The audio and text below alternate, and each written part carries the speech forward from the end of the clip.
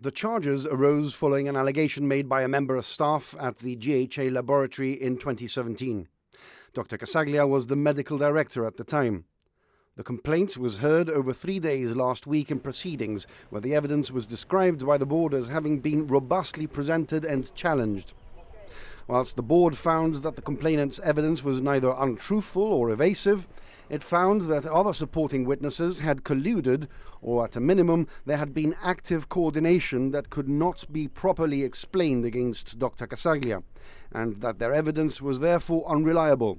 It found there was evidence which suggested that the collusion was instigated or encouraged by a senior member of the lab staff who was not the complainant, and that this view was supported by the unexplained failure to disclose certain crucial documents to the initial investigative panel, and subsequently also withheld from the employment tribunal in separate proceedings brought against the GHA.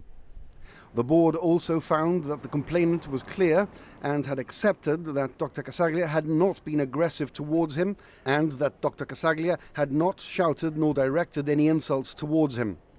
The board found that there was some inconsistency in the evidence given by the complainant in relation to being pushed, and that there was inconsistency and contradiction in the complainant's evidence in relation to the inappropriate and offensive language. On the other hand, the board found that Dr Cassaglia had been clear, categorical and consistent throughout his denial of the push and use of language. The board dismissed both charges which had been brought against Dr Cassaglia.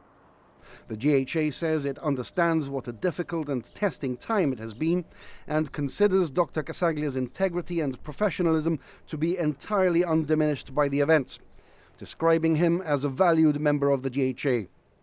For his part, Dr Cassaglia says he feels relieved, exonerated and vindicated by the decision of the board, and now looks forward to putting the matter behind him.